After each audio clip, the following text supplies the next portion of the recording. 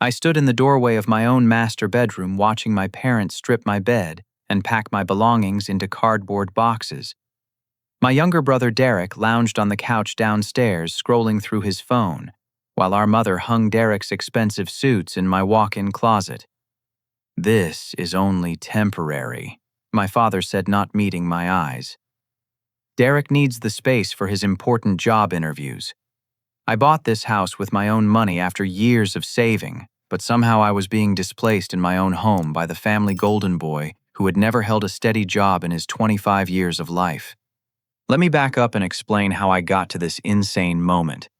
My name is Carlton, and I am a 28-year-old software engineer living in a quiet suburb outside Denver, Colorado. For 6 years, I saved every penny I could, working overtime shifts and eating ramen noodles for dinner more nights than I care to remember. My goal was simple: buy my dream house and finally have a place that belonged completely to me. When I finally found the perfect property on Maple Grove Street, my heart raced with excitement. The house featured 4 spacious bedrooms, a modern kitchen with granite countertops, and most importantly, a master suite that felt like a personal sanctuary. The master bedroom stretched across the entire back corner of the house, with floor-to-ceiling windows overlooking the backyard garden. The ensuite bathroom had a deep soaking tub and separate glass shower, while the walk-in closet provided enough space for my growing collection of professional attire. I specifically chose this master suite as my refuge after long days debugging code and managing difficult clients. The room faced west, filling with golden afternoon light that helped me unwind from the stress of my demanding career. I installed blackout curtains for better sleep and added a comfortable reading chair by the window where I could relax with technical manuals or science fiction novels. 8 months ago, my parents lost their house to foreclosure. Dad had been struggling with his construction business for years, and Mom's part-time job at a local bakery barely covered their basic expenses.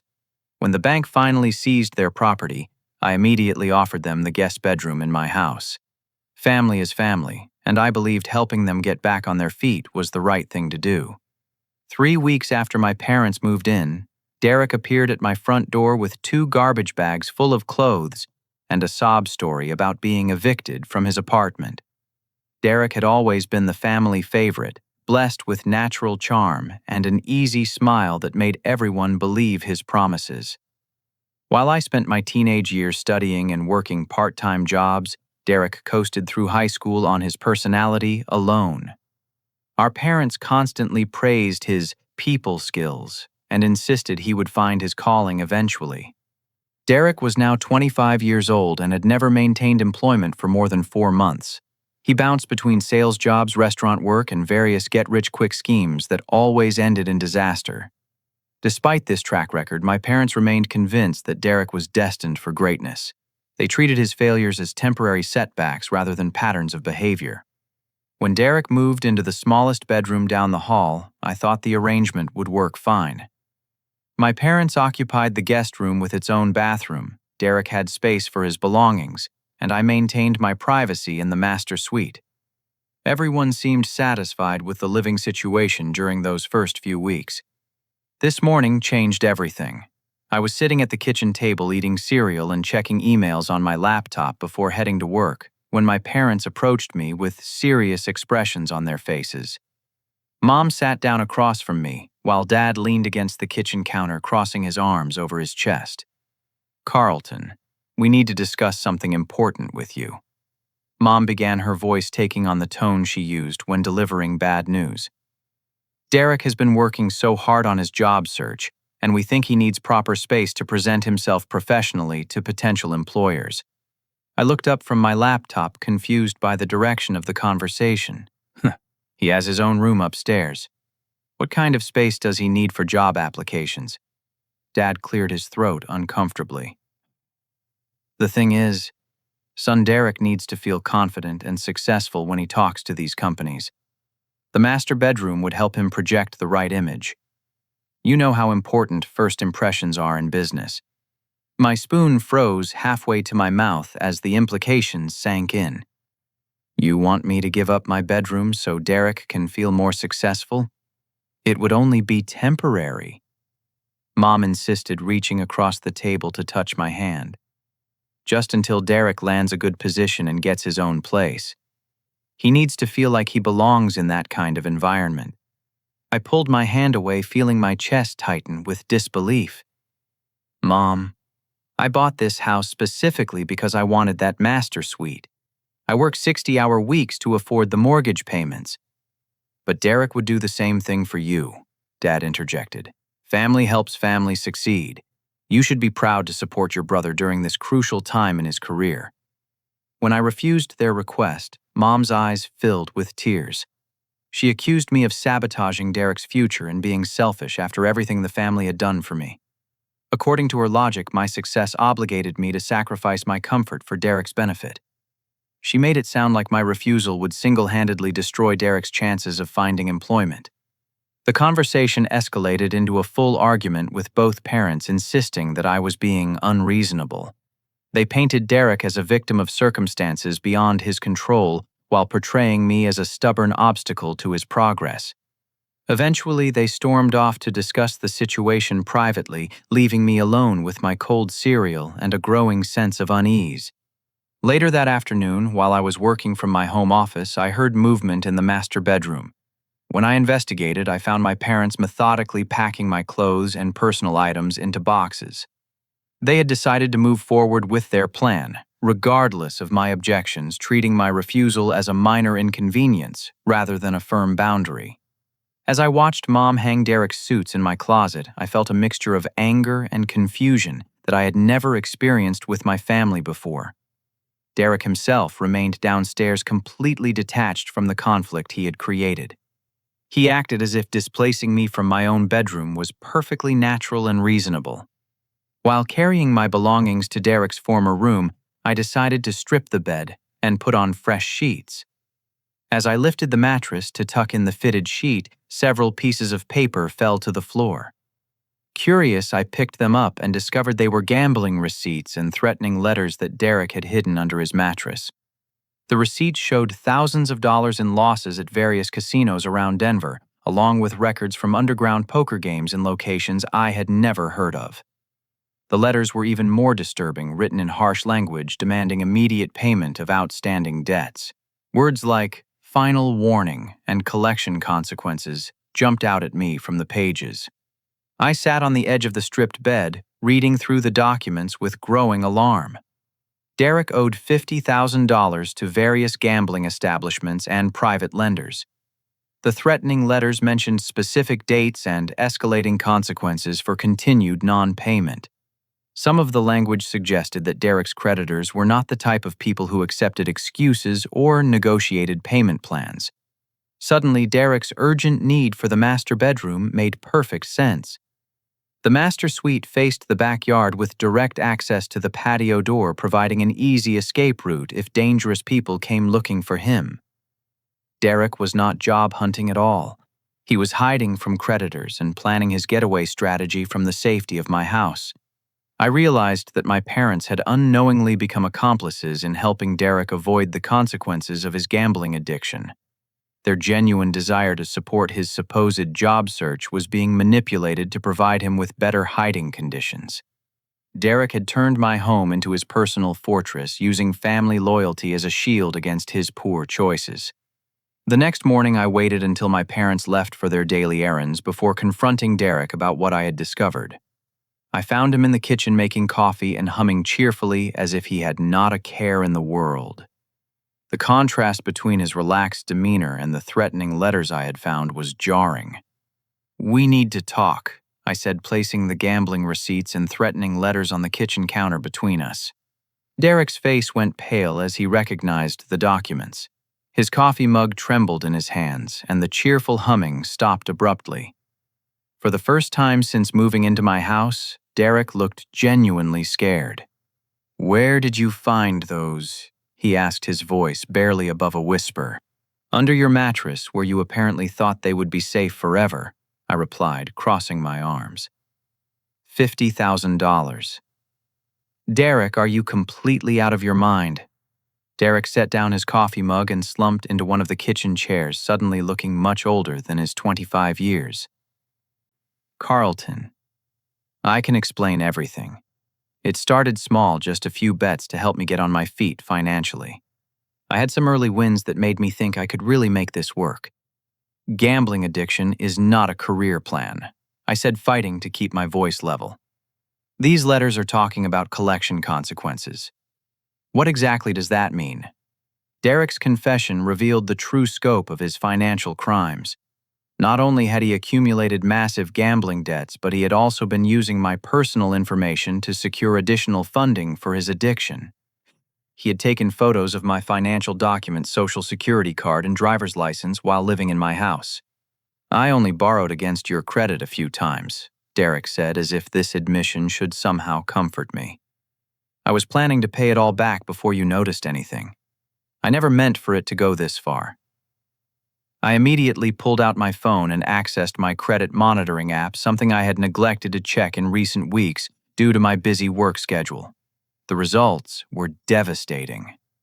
My credit score had plummeted from 820 to 510 due to 15 unauthorized accounts opened in my name. Credit cards, personal loans, and even a car loan I knew nothing about appeared on my report. Derek had systematically destroyed my financial reputation while living under my roof. The irony was not lost on me that I had been supporting his living expenses, freeing up his money to gamble and borrow against my identity. Every dollar I spent on groceries and utilities had indirectly funded his destructive behavior. The car loan is for a BMW that I had to sell immediately to pay off some of the more dangerous creditors. Derek explained when I questioned him about the largest unauthorized debt. But I only got about half of what I owed on it, so that created additional problems. As if identity theft was not enough. Derek revealed another layer of his deception. He had been using my engineering credentials and work experience to apply for high-paying positions he was completely unqualified to perform. When potential employers called him for interviews, Derek would confidently discuss projects I had completed using technical knowledge he had overheard from my work phone calls. I thought if I could just land one really good job, I could pay everyone back and start fresh, Derek said. But these companies are asking really technical questions that I do not understand. Derek's failed interviews were damaging my professional reputation within Denver's engineering community.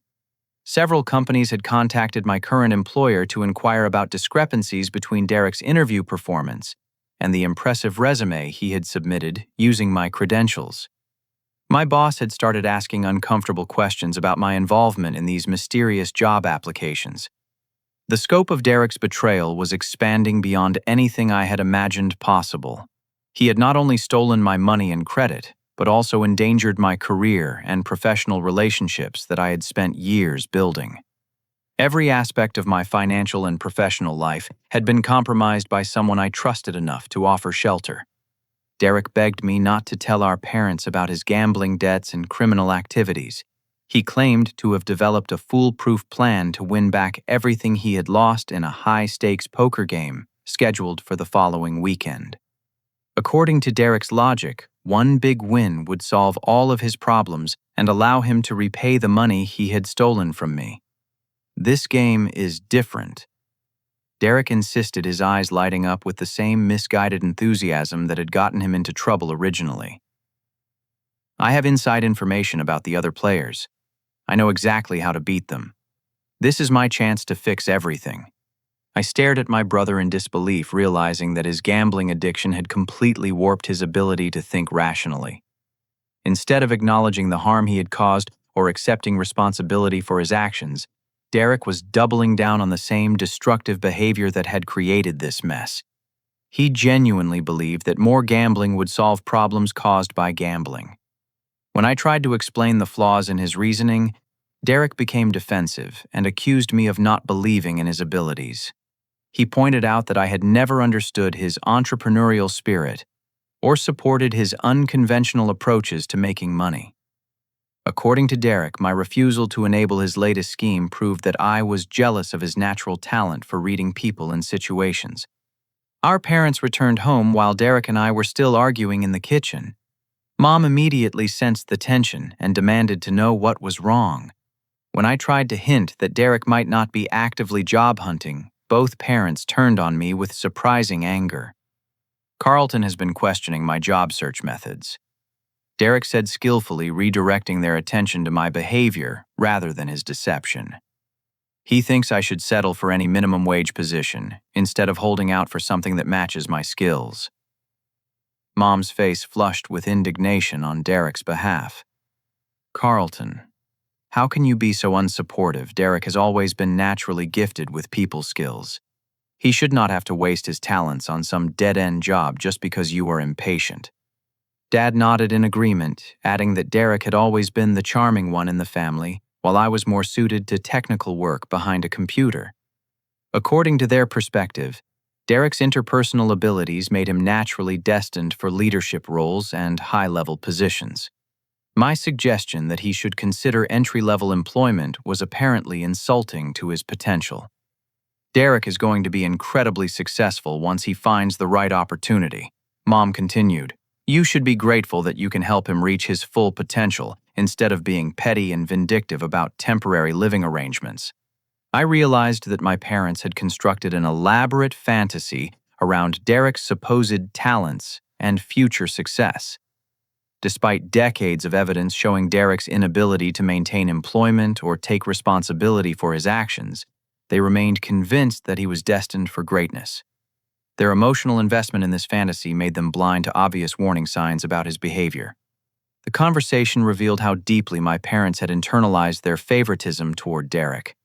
They genuinely believed that supporting Derek's delusions was more important than acknowledging reality or protecting my legitimate interests. In their minds, Derek's potential success justified any temporary inconvenience or sacrifice required from other family members. That evening, I sat in Derek's former bedroom, which was now apparently my permanent residence, staring at the evidence of his crimes spread across the small desk. The threatening letters, gambling receipts, and my damaged credit report painted a clear picture of systematic deception and betrayal.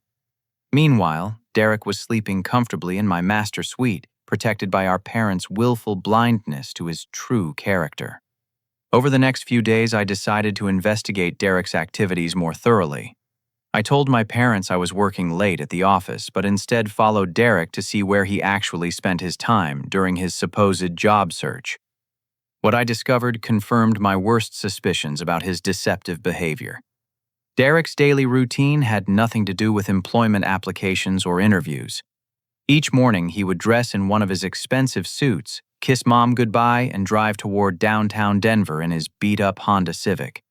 However, instead of visiting corporate offices or meeting with recruiters, Derek would park in the lot of a rundown warehouse in an industrial district east of the city. The warehouse housed an underground poker operation that ran games 24 hours a day, 7 days a week.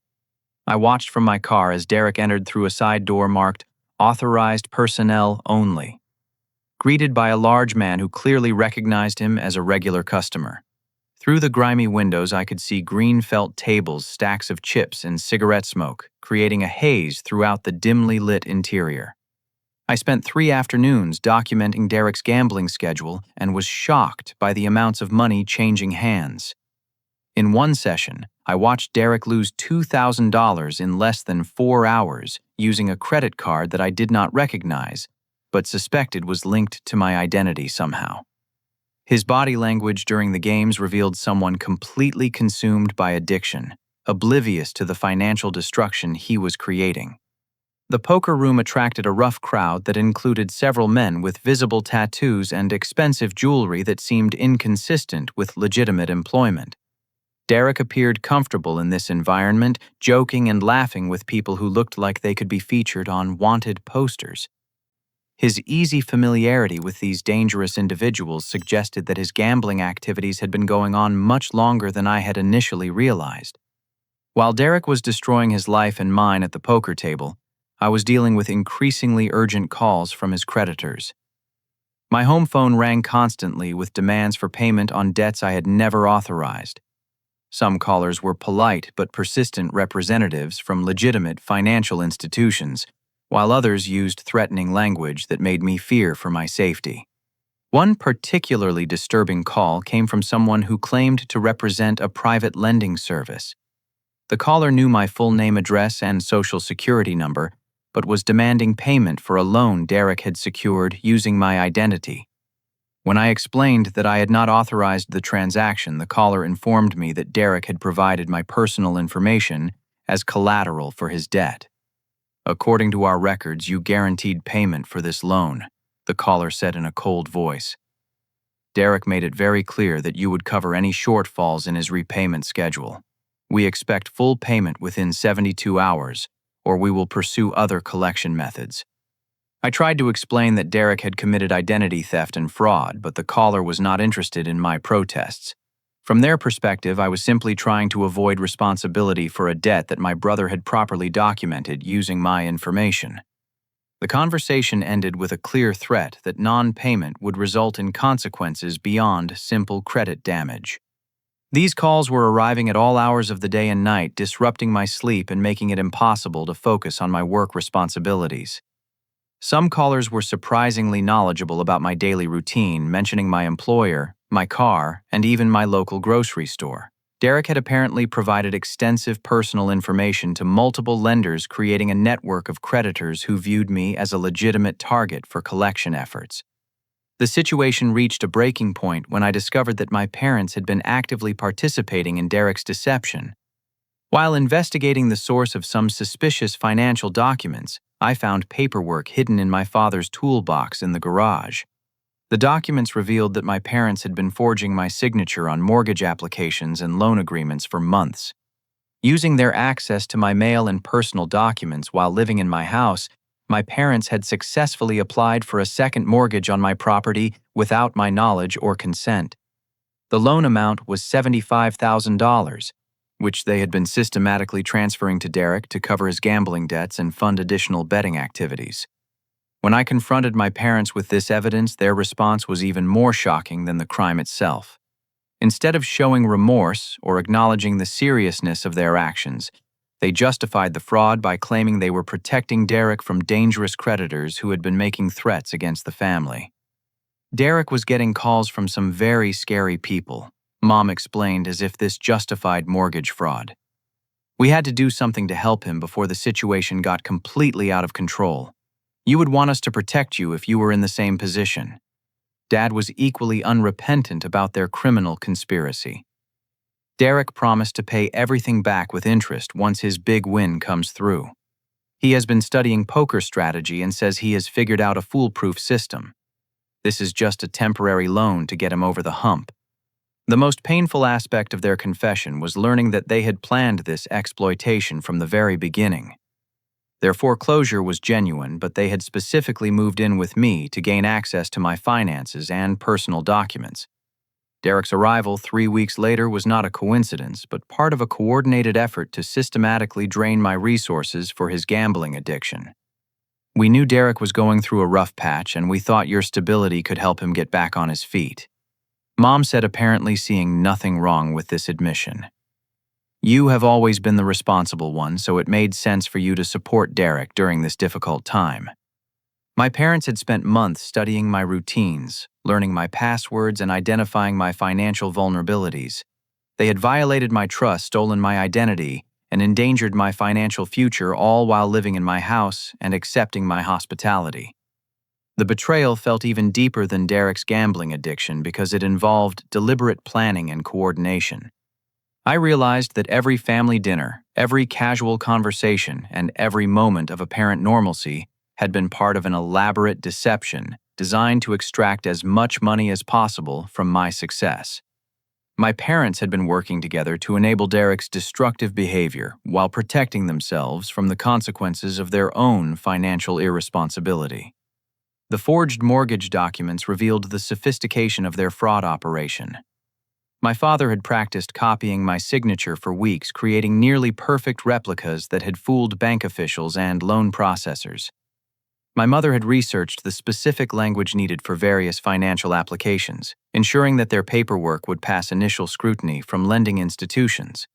As I sat in my small bedroom surrounded by evidence of my family's systematic betrayal, I realized that they had never viewed me as an individual deserving of respect or autonomy. To them, I was simply a resource to be exploited for Derek's benefit. My years of hard work, financial discipline, and personal sacrifice meant nothing compared to their investment in Derek's imaginary potential for success. The following Monday morning, I took decisive action to protect myself from further financial damage. I changed all my passwords, contacted my bank to report the fraud, and had new locks installed on my house while my family was out. When Derek tried to return home that afternoon, his key no longer worked, and he had to call me from the front porch, demanding explanations. "What is going on, Carlton? Why cannot I get into the house?" Derek asked when I answered his phone call.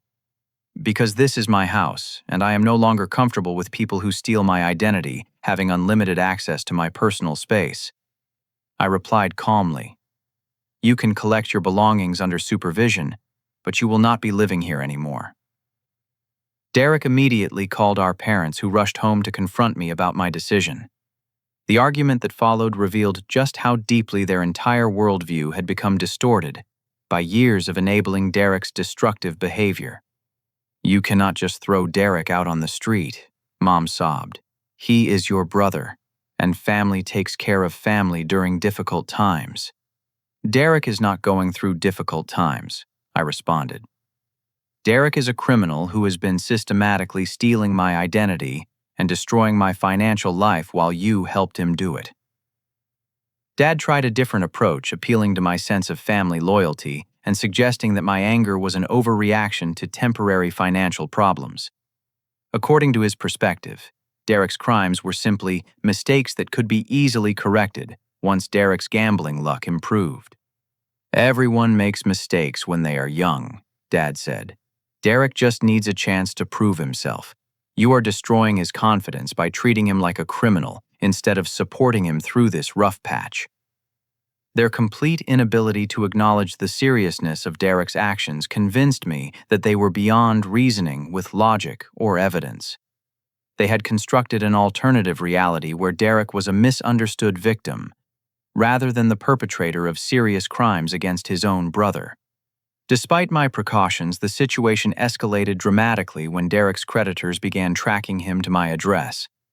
The first indication of real danger came when 3 large men appeared at my front door on Wednesday evening, demanding to speak with Derek about overdue payments. The men were not polite debt collectors from legitimate financial institutions. They wore expensive clothing that did not quite hide the bulges of concealed weapons, and their manner of speaking suggested that they were accustomed to using intimidation and violence to collect debts. When I explained that Derek no longer lived at my address, they informed me that I was now responsible for his obligations. "Derek borrowed against this house," the apparent leader said, gesturing toward my property. "He told us you were backing his play and would cover anything he could not handle. We do not care about family drama. We care about collecting $60,000 within 48 hours. I tried to explain that Derek had committed fraud by using my identity without authorization. But these men were not interested in legal technicalities.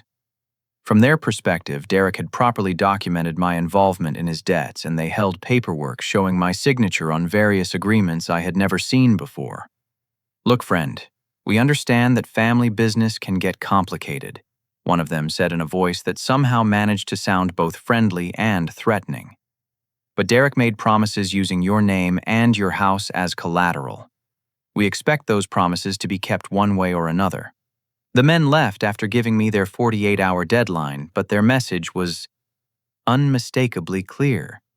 They would be returning on Friday evening expecting full payment, and they were not planning to leave empty-handed. Derek had not only stolen my money and damaged my credit, but had also put my physical safety at risk by involving me in illegal gambling debts. When I called Derek to demand an explanation, he had the audacity to act surprised by the visit. He claimed that he had never specifically mentioned my name to his creditors and suggested that they must have misunderstood something he had said during previous conversations. "I might have mentioned that I was staying with my brother who owns a nice house," Derek admitted. "But I never said you were responsible for my debts. These guys must have jumped to conclusions." Derek's explanation was obviously false, but what bothered me more was his complete lack of concern for the danger he had created. He seemed to view the threatening visit as someone else's problem, rather than a direct consequence of his own actions. Even when faced with evidence of how his behavior was affecting others, Derek remained focused solely on his own immediate needs and desires. My parents' reaction to the threatening visit was even more disturbing than Derek's indifference. Instead of being horrified that their son had endangered the entire family, they blamed me for escalating the situation by changing the locks and confronting Derek about his gambling addiction. If you had just stayed quiet and let Derek handle this his own way, these people never would have come to the house, Mom said during another heated argument. You made them angry by interfering with Derek's plans to pay them back. According to my parents' twisted logic, I was responsible for the threats because I had disrupted Derek's ability to continue gambling with money stolen from my accounts. They genuinely believed that Derek would eventually win enough money to pay back all of his debts if I would simply stop interfering with his criminal activities. Derek has been working on a system that he thinks will guarantee wins, Dad explained earnestly. He just needs more time and more capital to prove that his strategy works. You are sabotaging his chances by creating all this drama with the creditors. Their complete detachment from reality was frightening to witness. Despite clear evidence that Derek's gambling addiction was destroying everyone around him, my parents remained convinced that his eventual success was inevitable if the family just believed in him strongly enough. On Thursday evening, Derek returned to my house with the dangerous men trailing behind him in a black SUV. Instead of protecting me or accepting responsibility for the situation he had created, Derek immediately pointed these criminals in my direction as the solution to their collection problems.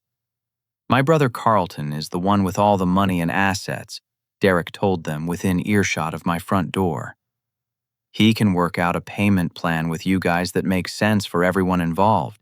I am just trying to help facilitate a reasonable business arrangement.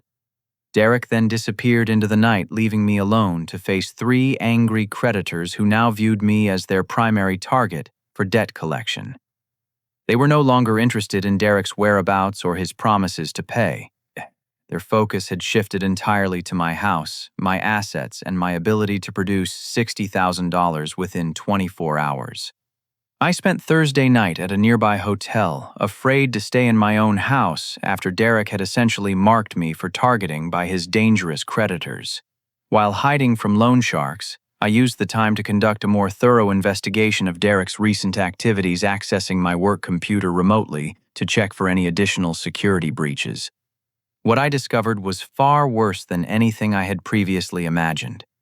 Derek had been using my home office computer to access my work files, stealing proprietary software designs and client contact information that he had been selling to competing engineering firms. My login credentials, which I had foolishly saved on my home computer for convenience, had given Derek complete access to years of my professional work.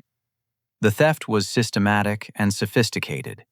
Derek had copied entire project files, including detailed technical specifications, client requirements, and pricing information that my company considered highly confidential trade secrets. He had then approached our competitors, offering to sell this information for immediate cash payments that he could use to fund his gambling activities. Friday morning brought a devastating phone call from my supervisor at work. A rival engineering firm had been pitching identical solutions to our clients, undercutting our prices and stealing contracts using designs that were clearly based on my original work. Several major clients had canceled their agreements with our company after receiving better offers from competitors who seemed to possess inside knowledge of our technical approaches. Carlton, I need you to come in immediately for an emergency meeting, my boss said in a tone that suggested serious consequences were coming.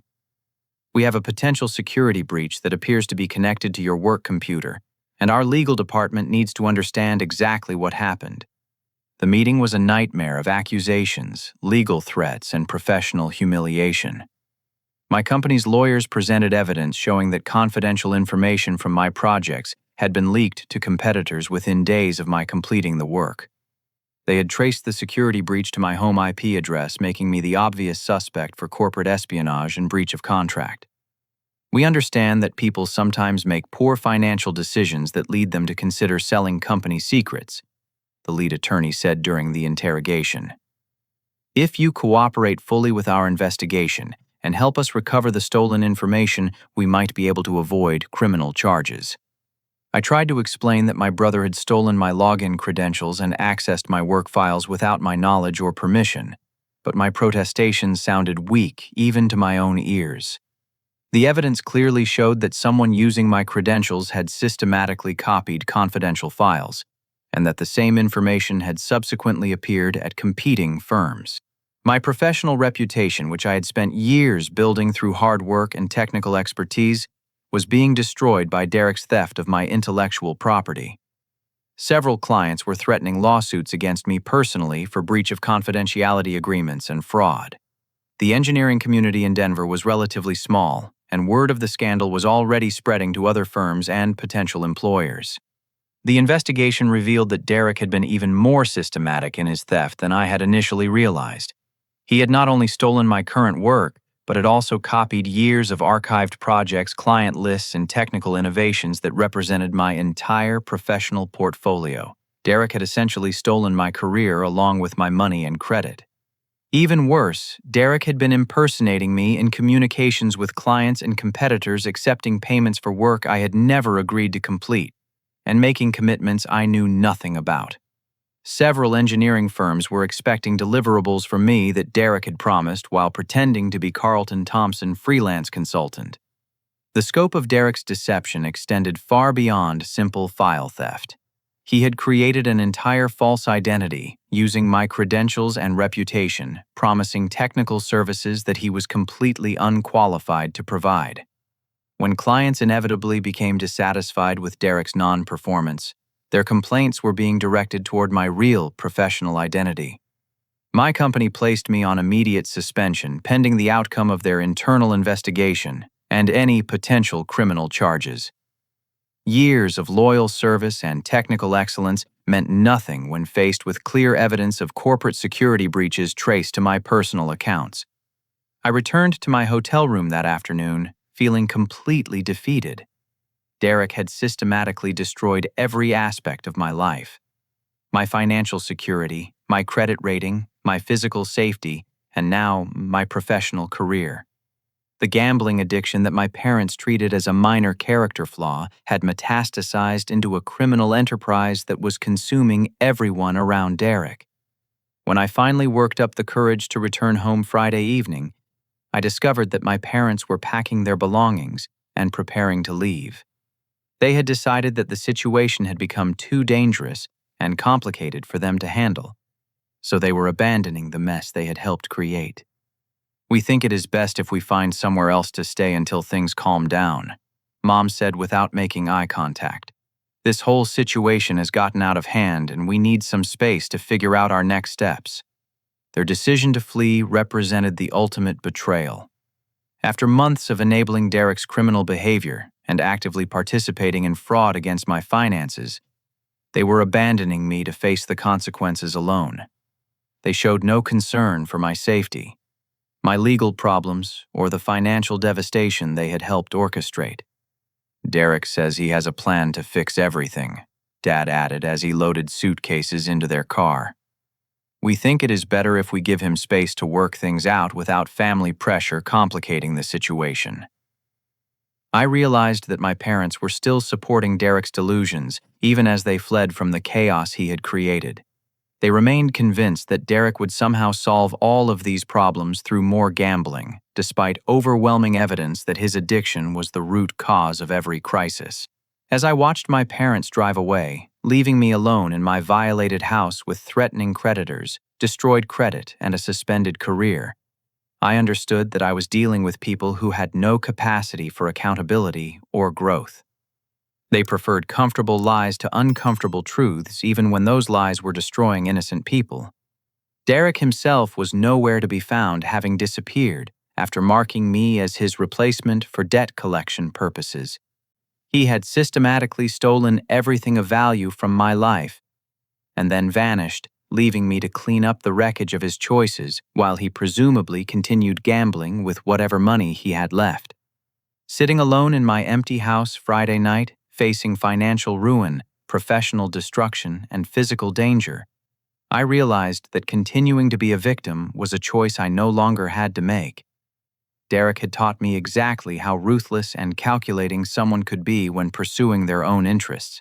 It was time for me to apply those same skills in defense of my own life. I spent the entire weekend researching Derek's gambling patterns, using his abandoned belongings and computer history to understand his psychology and identify his weaknesses. Derek had kept detailed notes about various poker games, including his observations about other players and his theories about winning strategies. The research revealed Derek's biggest vulnerability, his complete inability to resist what he perceived as a guaranteed winning opportunity, especially when it involved insider information or some form of unfair advantage. Derek was not just addicted to gambling, he was specifically addicted to the belief that he could outsmart other gamblers through superior knowledge or cunning. Armed with this psychological profile, I designed an elaborate deception that would use Derek's own greed and arrogance against him. I created fake documents suggesting that I had developed revolutionary financial software worth millions of dollars, using my legitimate engineering skills to make the deception technically convincing. The fictional software was supposedly a predictive algorithm for stock market trading, capable of generating enormous profits through artificial intelligence and machine learning. I created realistic technical specifications, financial projections, and even fake communications with venture capital firms expressing interest in purchasing the technology for $10 million. The key to the deception was making Derek believe that I was desperate and needed his help to complete the deal. I reached out to him Monday morning, pretending to be overwhelmed by legal problems and unable to handle complex business negotiations due to stress and confusion. Derek, I know things have been complicated between us, but I need your help with something important, I said when I finally tracked him down at his latest hiding spot. I have developed something that could solve all of our financial problems, but I am too stressed to handle the business side of things properly. Derek took the bait immediately, his natural greed overriding any concern about our recent conflicts. When I described the fictional software and the potential $10 million sale, Derek's eyes lit up with the same misguided enthusiasm that had driven his gambling addiction. I knew you were working on something big, Derek said, already calculating his potential profits. You always were the technical genius in the family. I can definitely help you negotiate with these investors and make sure you get the best possible deal. Over the next several days, I fed Derek carefully crafted information about the fictional business opportunity, always framing myself as the naive technical expert who needed Derek's sophisticated understanding of high-level negotiations. Derek eagerly accepted the role of business manager and deal maker, convinced that his people skills were essential to my success. During these conversations, I secretly recorded everything Derek said using a small digital recorder hidden in my jacket pocket. Derek not only confessed to stealing my identity and selling my intellectual property, but also bragged about how easy it had been to manipulate our parents and various financial institutions. The hardest part was keeping Mom and Dad from asking too many questions about where the money was coming from, Derek admitted during one recorded conversation. But they wanted to believe I was finally succeeding, so they helped me forge whatever documents I needed without really understanding what they were signing. Derek's confessions revealed the full scope of his criminal enterprise and our parents' willing participation in systematic fraud. He described forging my signature as practice for bigger opportunities and explained how he had researched my professional contacts to maximize the value of stolen intellectual property. I figured out which of your clients had the most money and the least sophisticated security, Derek said proudly. Some of those engineering firms were practically begging someone to sell them inside information about their competitors' projects. The recorded conversations provided clear evidence of identity theft, wire fraud, money laundering, and conspiracy. Derek's casual attitude toward his crimes demonstrated complete lack of remorse and revealed his intention to continue stealing from me indefinitely if given the opportunity. As the fictional business deal progressed, I suggested that we needed to invest $50,000 up front to secure the purchase agreement and demonstrate our commitment to the buyers. Derek became desperate to find this money, contacting all of his dangerous creditors and promising them massive payouts within a week. Derek's desperation led him to make increasingly reckless promises to violent criminals, guaranteeing returns on investments he knew he could not deliver. I documented all of these criminal contacts and recorded Derek's conversations with loan sharks and underground poker operators. "This is the deal that changes everything," Derek told one particularly threatening creditor. "My brother has created something worth millions and I am managing the business side. You give me $50,000 now, and I will give you $200,000 next week." Derek's promises to his creditors created a network of dangerous people who would be very unhappy when his fictional business deal failed to materialize. More importantly, Derek's own recorded words proved that he was deliberately defrauding multiple criminal organizations simultaneously. By the end of the week, I had gathered enough evidence to destroy Derek's entire criminal operation and ensure that he would face serious legal consequences for his actions. The recordings, financial documents, and testimony from his victims painted a clear picture of systematic fraud and identity theft spanning several months. Derek remained completely oblivious to my investigation, focused entirely on his anticipated windfall from our fictional software sale. He had already spent money he did not have and made promises he could not keep, digging himself deeper into legal and financial trouble with every conversation. The trap was perfectly set. Derek's greed and arrogance had led him to confess to multiple felonies while threatening innocent people with violence and fraud. His own words would provide the evidence needed to ensure justice for his crimes while protecting me from further victimization. The following Monday morning, I implemented the final phase of my plan with precision that would have made Derek proud if he had been smart enough to appreciate the irony. I had spent weeks working closely with the FBI's Financial Crimes Unit, providing them with detailed evidence of Derek's identity theft, wire fraud, and money laundering activities. Agent Sarah Morrison had been particularly helpful in understanding the scope of Derek's criminal enterprise and developing a strategy to gather additional evidence. The FBI was already investigating the underground poker operation where Derek had been gambling, and my information provided crucial connections between various criminal activities they were tracking. "Your brother has been involved with some very dangerous people," Agent Morrison explained during one of our planning meetings. "His gambling debts are connected to a much larger money laundering operation that we have been investigating for months. Your evidence gives us the proof we need to shut down the entire network." I arranged for Derek to meet his supposed business partners at an upscale restaurant in downtown Denver, telling him that the buyers wanted to finalize the $10 million purchase agreement over dinner. Derek spent hours preparing for the meeting, practicing his sales pitch and researching negotiation tactics that he thought would impress sophisticated investors. Derek arrived at the restaurant wearing his most expensive suit, carrying a briefcase filled with fake contracts and financial projections that I had helped him prepare. He was confident, charming, and completely unprepared for the federal agents who were waiting to arrest him for multiple felonies. "Derek Thompson, you are under arrest for identity theft, wire fraud, money laundering, and conspiracy," Agent Morrison announced as Derek sat down at what he thought would be a business dinner. "You have the right to remain silent." Derek's arrest created a domino effect that brought down the entire criminal network he had been associated with. The underground poker operation was raided the same evening, resulting in dozens of arrests and the seizure of hundreds of thousands of dollars in illegal gambling proceeds. The loan sharks who had threatened me were arrested for extortion and racketeering when Derek's cooperation with law enforcement revealed their methods of operation. My house was no longer under threat because the people who had been demanding payment were now facing federal charges themselves.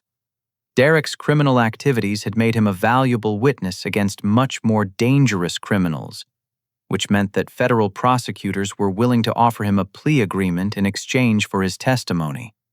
However, the evidence I had gathered ensured that Derek would still face significant prison time for his crimes against me and other victims. My parents were arrested when they attempted to access my bank account one final time, unaware that law enforcement was monitoring all of Derek's activities and financial contacts. The mortgage fraud charges carried serious penalties, and they could no longer claim ignorance about Derek's criminal behavior. During their court hearings, my parents finally began to understand the magnitude of Derek's crimes and their own legal jeopardy. The fantasy they had constructed about Derek's potential for success collapsed when faced with federal prosecutors presenting detailed evidence of systematic fraud and identity theft. We thought Derek was just going through a difficult period. Mom sobbed during her guilty plea hearing. We never understood that what we were doing was illegal. We were just trying to help our son succeed. Their lawyer worked out a plea agreement that resulted in 18 months in minimum security prison, followed by community service and restitution payments. The judge emphasized that their willingness to cooperate with law enforcement and their genuine remorse had influenced the sentencing decision. Working with my attorney and law enforcement, I was able to reverse most of the financial damage Derek had caused. The fraudulent mortgage was nullified. Derek's creditors had no legal claim to my property, and my professional reputation was restored when my employer understood that I had been the victim of sophisticated identity theft. My credit score was gradually restored through a combination of legal remedies and documented evidence of fraud. The engineering firms that had unknowingly purchased my stolen intellectual property agreed to return the materials and provided testimony supporting my case against Derek. The experience had unexpected positive consequences beyond simply recovering from Derek's crimes. Agent Sarah Morrison and I had developed a professional relationship during the investigation that gradually evolved into personal friendship and eventually romantic interest. Sarah admired my systematic approach to gathering evidence and my determination to seek justice rather than revenge against my family. She understood the emotional complexity of being betrayed by people you love while still wanting them to face consequences for their harmful actions.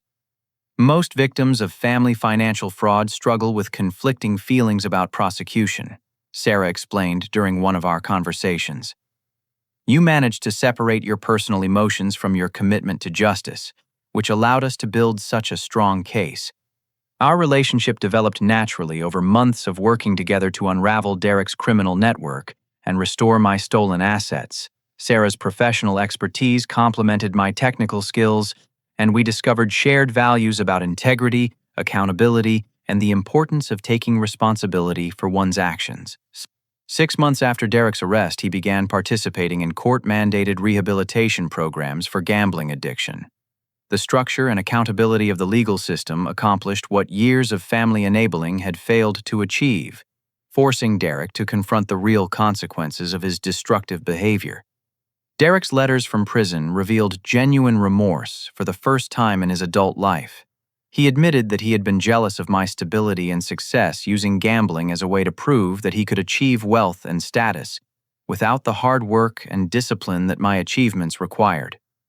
I always resented that you made success look so easy, Derek wrote in one particularly honest letter. I thought gambling would prove that I was smarter and more talented than people gave me credit for. Instead, I proved that I was exactly as irresponsible and selfish as my behavior suggested.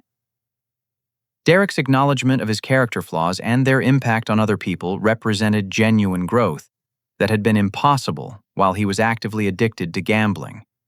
The mandatory counseling and structured environment of prison rehabilitation were providing him with tools to understand his behavior and make better choices. My parents completed their prison sentences with time for reflection and participation in financial literacy programs that helped them understand how their enabling behavior had contributed to Derek's problems. Upon their release, they approached me with genuine humility and specific plans for making amends. We understand that we betrayed your trust in the most fundamental way possible, Dad said during our first conversation after their release. We are not asking for forgiveness because we know that has to be earned through our actions, not our words. Mom had prepared a detailed plan for paying restitution that went beyond the legal requirements of their sentence. They had both found steady employment and were committed to repaying every dollar they had stolen, along with interest and additional compensation for the emotional damage they had caused. We spent so many years making excuses for Derek's behavior that we lost sight of right and wrong, Mom admitted. We want to spend the rest of our lives proving that we understand the difference now. Their transformation seemed genuine and sustained, supported by continued participation in counseling and financial accountability programs. They were not asking to return to our previous relationship, but hoping to build something new based on honesty and mutual respect.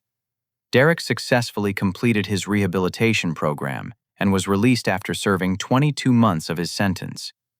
He found employment with a construction company that specifically hired people with criminal backgrounds who were committed to rebuilding their lives. Derek's sobriety from gambling was supported by ongoing participation in support groups and regular meetings with a probation officer who specialized in addiction recovery.